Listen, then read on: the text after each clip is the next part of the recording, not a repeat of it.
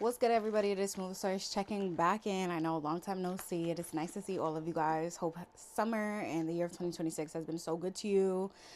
Sorry for my absence. I have been working and jugging and jiving throughout New York City, and just kind of planning and cultivating what I want by network to look like. But for those who know me, you know that I am a lover of footwear. I am a shopaholic. I am a traveler for the kicks. So I wanted to come up here and show you guys my recent pickup.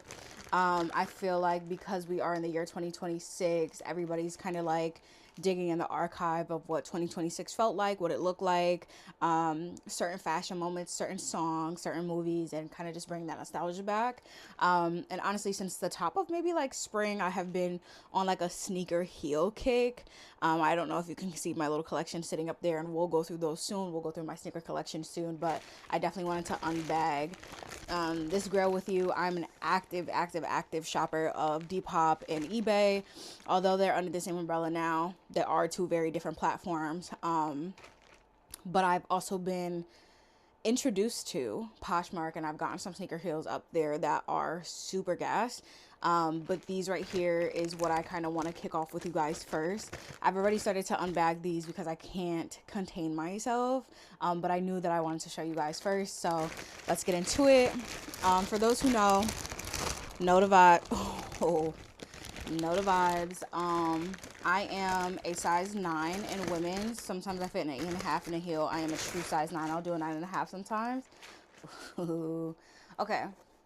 So here we have the Jeffrey Campbell up tempo, or the Tempo Heels. And these are an iconic remake of the 1997 Nike Air Bacons. And, oof, it smells so good. You can smell the leather on this. So good. I will say these are so hard to come by. I literally searched for months for these, and randomly one day I was on Poshmark and I saw them on the seller, and then I went on Depop because I just shop, and the same person was selling them. And originally they listed these for $210. I believe I paid $137 with shipping and tax, etc., etc. So let's get into the detail. I will say, to even find something of this era, these types of moments with the decent quality that it is a gem within itself, especially like we still have the size sticker on it. So good. Not really worn like that. So good, so good, so good, so good. I think it's very interesting the amount of conversation or the amount of discourse that sneaker heels have brought forth to the sneaker community, especially during this kind of era. I feel like in the earlier 2000s, you had Nike heels, you had Jordan heels, we have Nike SB heels, and then in the later like 2010s, we got Jeffrey Campbell, we got Jeremy Scott, we got the Reebok Margielas, and those kind of came forth, and people were kind of like indifferent about them, but there was so much discourse about them.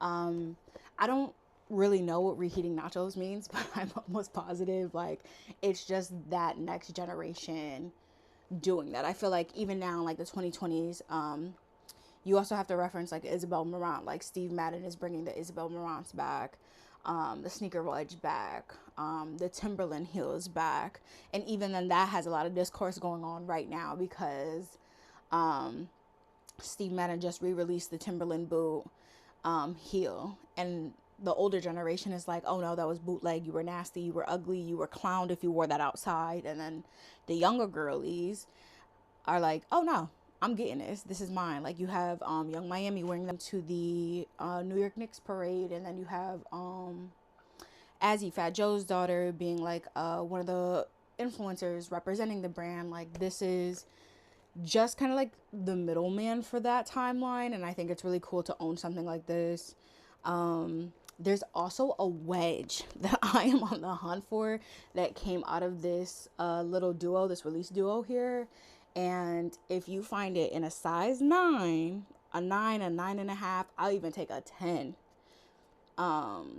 please let me know, because that would like complete my, it would complete my section here.